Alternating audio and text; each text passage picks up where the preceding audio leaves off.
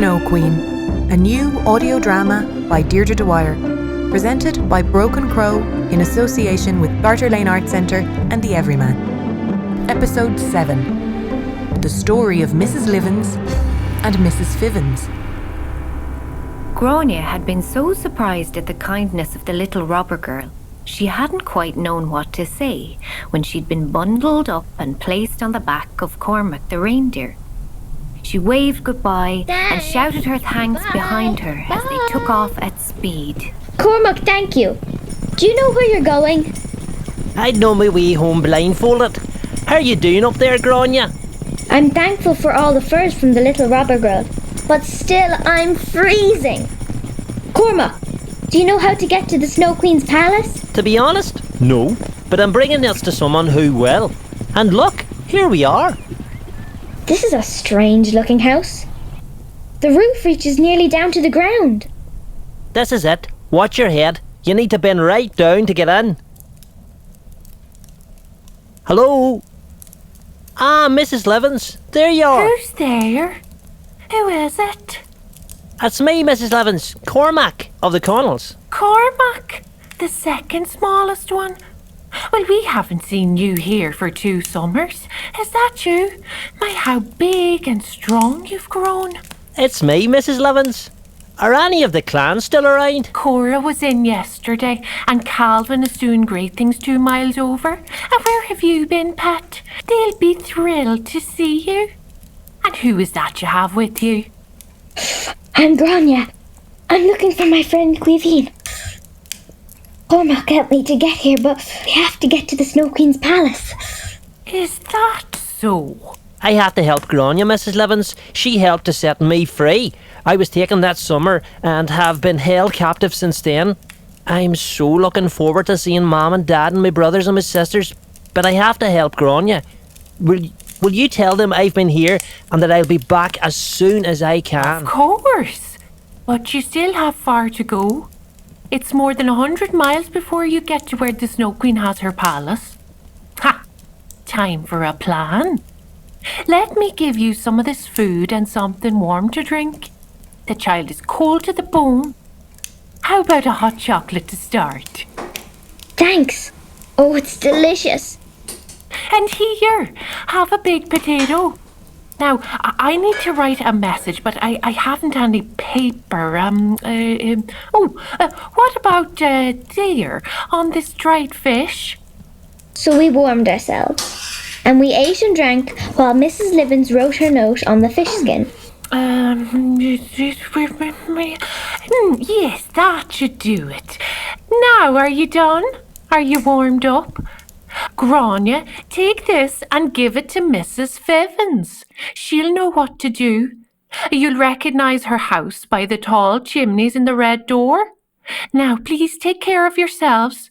And up you get onto the back of this fine reindeer. And now, Cormac, away with you. And off we sprang. And some hours later, we knocked on Mrs. Fivens' door. In you come, in you come. Oh my, it's hot in here. Aye, it is indeed. Come here to me, my child. Let me help you with your clothes. Pull off your thick gloves and boots, for otherwise the heat will be too great. Reindeer, my friend, let me lay a piece of ice on your head. We come from Mrs. Livens. She sent you this message, written on dried fish. She had no paper. Right so.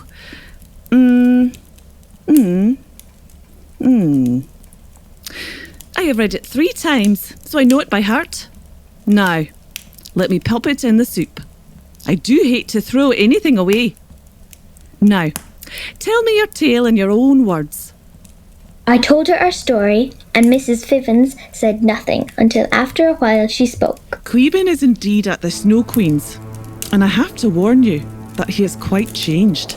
You see, he has a splinter of magic mirror glass in his heart. It must be got out, otherwise he will never return to himself and will be lost to you forever.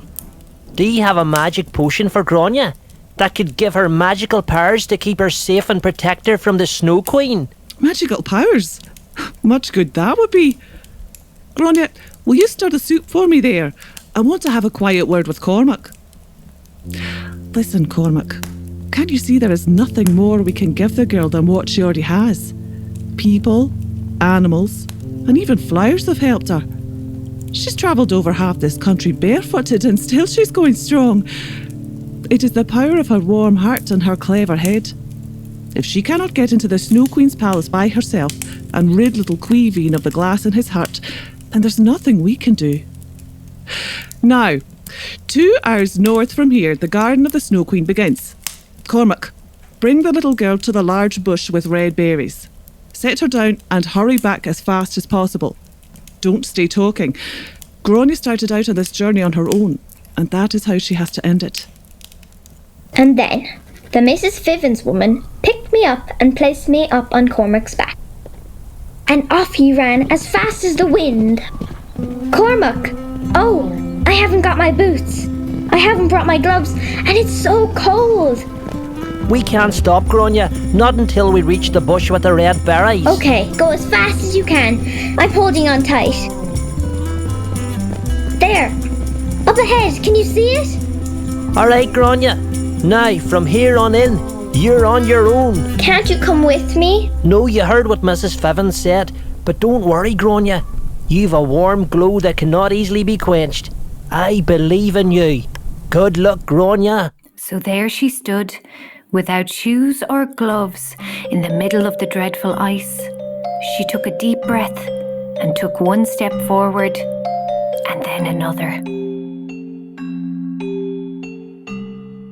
You have been listening to the voices of Mia Clifford, Fionn Butler, Nicholas Kavanagh, Jacqui Kelleher and Aideen Wylde.